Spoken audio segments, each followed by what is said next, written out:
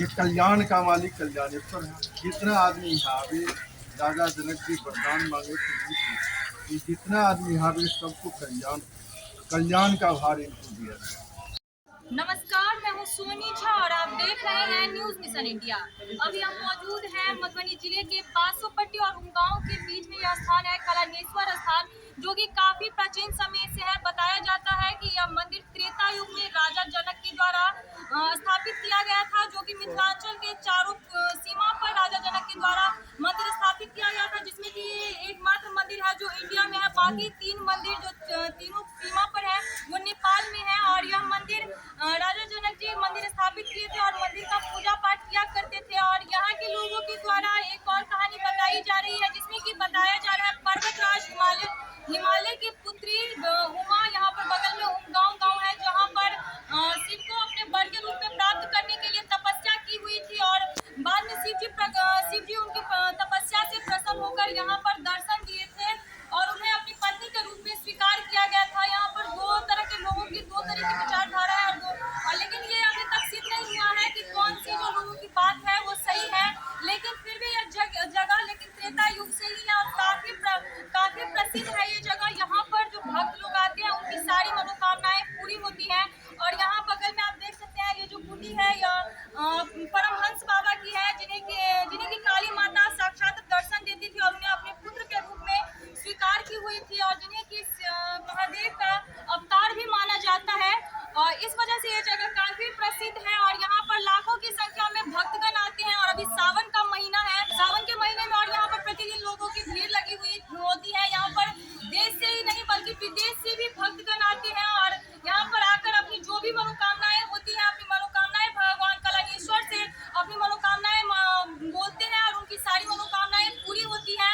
और यहाँ के जो लोग हैं उन लोगों के द्वारा बताया जाता है कि यहाँ पर सावन के महीने में विशेष पूजा की जाती है। शाम के समय भगवान का श्रृंगार किया जाता है, जिस वजह से और भी लोग यहाँ पर आते हैं और यहाँ के जो पुजारी लोग हैं उन लोगों से बात करते हैं और विशेष जानकारी लेते हैं कि मंदिर कब से है और मंदिर की क्या क्या महत्व है और मंदिर की जो विशेषता है उन सब के बारे में पुजारी लोगों से बात करके जानते हैं। बाबा कल्याणेश्वर स्थान का प्राचीनतम इतिहास क्या रहा?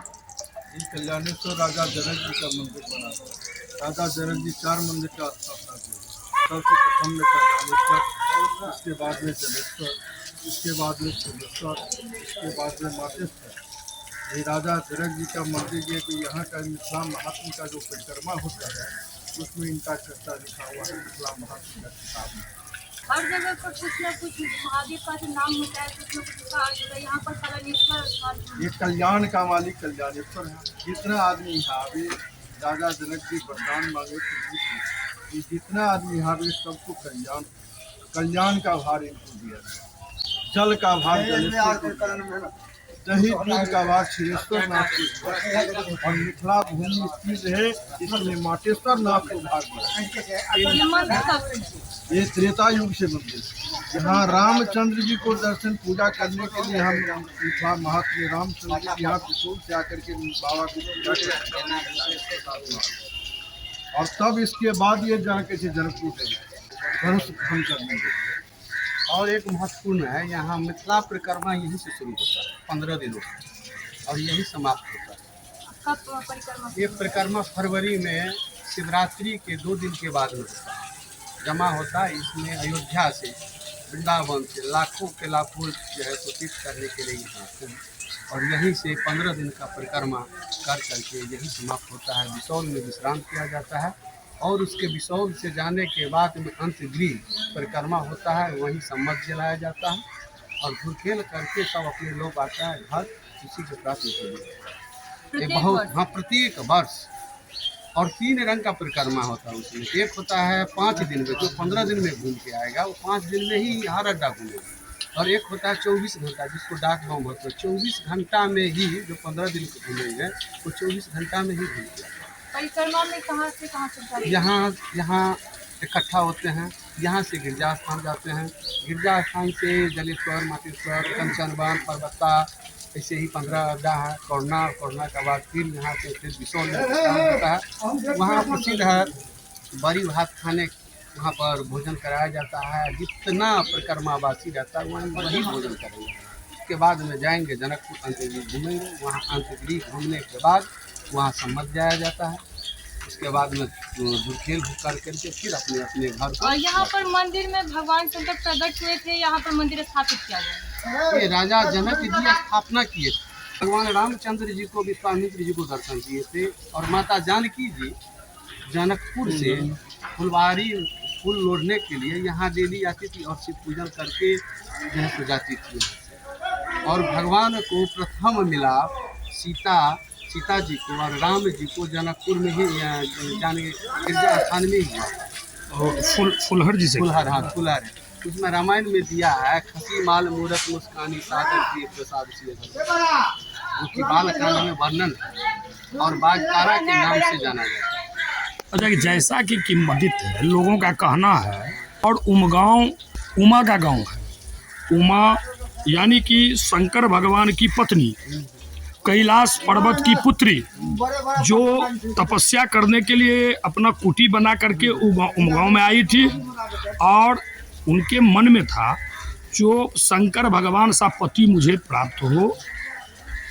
तो भगवान शंकर ने अपने पत्नी के रूप में उमा को इसी स्थान पर स्वीकार किए थे, ऐसा भी किंवदित है, लोगों का कहना है। लोगों का कहना है, लेकिन यहाँ तक इस बात का चर्चा नहीं आया, वो भी आपसे ही सुन रहे हैं। क्योंकि यहाँ पर जो राजा जनक जी जो स्थापना किए थे शिवलिंग का, रावण का प्रकोप से बचने के लिए, मिथिला का सुरक्षा के लिए चारों कोने पर शिवलिंग का स्थापना की, यही यहाँ का विशेषता है। और यहाँ पर घनाघोर जंगल था। वो कुटिया जो देख रहे हैं बाबा प्रभंस का कुटी है, जो कि गिरजा जी साक्षात दर्शन दिए थे और बोले थे यहाँ जाके कलना जाके रखो। तो झुगड़ी जो देख रहे हैं वो साधारण नहीं। सावन का महीना चल रहा है, तो फिर भक्त कितने की संख्या में यहाँ पर आते हैं? बहुत संख्या में आते हैं। अभी मलेमास के लेकर के कम है, नहीं तो ये देखना बैरिकेटिंग है, मंदिर के पीछे से फिरा के घूम के यहाँ जल कर आ जाता है। यानी बहुत लाखों की संख्या में भीड़ प्रत्येक सोमवार को मलेमास है। मलेमास के बाद में जो और भीड़ बने। लोग समझता है कि अभी पूजा पाठ नहीं होता है, मंदिर बंद रहता है, इसी द्वारा भीड़ कम रहता है।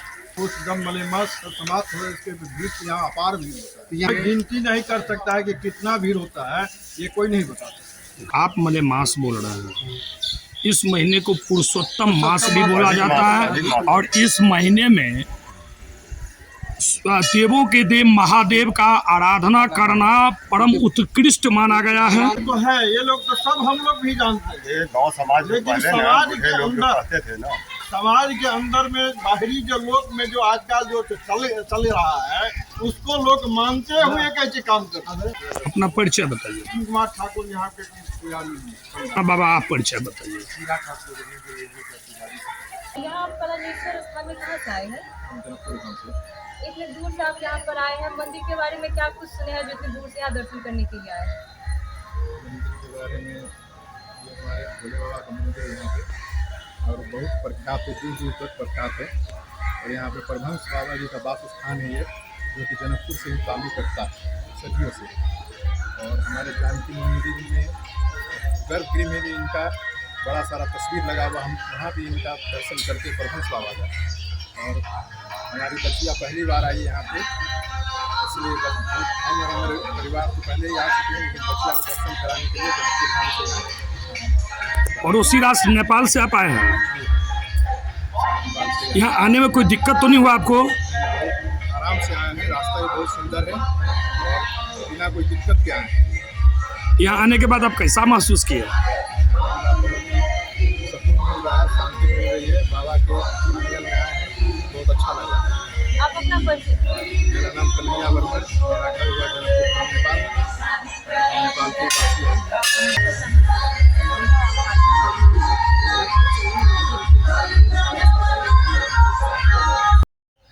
यही वो कुटिया है जहाँ परमहंस बाबा रहा करते थे और लोगों का मानना है कि आज भी यहाँ पर रहा करते हैं लोगों के कल्याण करने के लिए। और परमहंस बाबा जिनके बारे में अभी हम आपको बताए हैं, जो यहाँ उन्हें माता काली अपना पुत्र मानती थी और भगवान शंकर का अवतार माना जाते थे, उनके बारे में यहाँ के लोगों के द्वारा अनोखी अनोखी बातें बताई गई हैं। जैसे कि बताया गया, गर्मी में वो आग के पास बैठे रहते थे, ठंडी के मौसम में वो तालाब में नहाया करते थे। तो यहाँ पर जो लोग हैं उन लोगों से बात करते हैं और जानते हैं कि क्या क्या उनके क्या क्या अनोखी बातें हैं जो ये लोग जानते हैं उनके बारे में। अभी जो आप परमहंस बाबा के बारे में बता रहे थे, जो वो गर्मी के मौसम में आग के पास बैठे रहते थे और ठंडी के मौसम में घंटों तक तालाब में नहाते थे। जिस समय वो ठंडी रहता था कि लोग कोट कमीज स्वेटर पहने और ठंडी से कांपते रहते थे, उस समय बाबा तालाब में जो है सो रहते थे। हम लोग भी उनके साथ रहते थे, तो हम लोगों को चादर ओढ़े रहते, बाबा जल्दी से चलिए बहुत ठंड लग रहा है। लेकिन बाबा जो है वहाँ जल चढ़ा रहे हैं, मित्रों को जल दे रहे हैं, बैठे हुए हैं। और तो आकर के आते थे तो कपड़ा पहन करके शिव जी को जल चढ़ाते। कितनी को भारत से नेपाल तक कितनों को मंत्री कहा, मंत्री हम बने, मंत्री का आशीर्वाद दिए। हाँ, बेटा नहीं है, बेटा का आशीर्वाद, धन नहीं है तो धन का आशीर्वाद। रोग है कैंसर बीमारी, यहाँ मिट्टी से बाबा से। मेरा नाम शंभुनाथ ठाकुर है, मैं कलानेश्वर स्थान का पुजारी हूँ। आप बाबा के नज़दीक रहे हैं, साथ रहे हैं, बाबा में चमत्कार था, बहुत चमत्कार था कि साक्षात देवता थी। इन्हें अनेक पढ़े हुए कुछ नहीं थे, कहते थे हम करिया छरना हस्तम्भ पढ़ गए। और डॉक्टर की जैसे सेन उन लोगों से डीएम के पास ले जाते थे, उनका अपने हम लिखते थे दरखास्त और उनका। अच्छा बाबा, एक चीज बताया जाए, बाबा इतने चमत्कारी थे जो हरा मिर्च खा जाते थे किलो का किलो, जैसा कि कुछ बता रहे थे आप लोग। एकदम मरीच खा जाते थे, मिर्ची खा जाते थे, वो कच्चे खा जाते थे। हाँ, अंत में दांत की जब घिस गया तो उबाल करके वो भी आलू में खाद नहीं दिया हो, हिंदू जोता हो, हिंदू रोपा हो, तब वो आलू लेकर के आदमी आता था, कदीमा लेकर के आता, सीताफल लेकर के आता। राष्ट्रीय प्रसाद में किसी जात का जो है छुआछूत छाया नहीं लगना चाहिए। छाया लगता था तो यहाँ किसी को ब्राह्मण को दिला देते थे। बाबा हम बहुत प्रतिशत है, अरे फला जगह तू गल रहा ना और छुआछूत हो गया। बाबा समझ जाते थे, हाँ बाबा समझ जाते, सब कुछ देखते थे, कुछ देखते हुए। यानी कि बाबा ये एक दिव्य दृष्टि था। और अभी भी है, उनका चमत्कार है कि लोगों को अभी भी कल्याण करते हैं। जो अपने मन से आकर के कबूल करते हैं और उन पर विश्वास करते हैं, उनका काम होता है।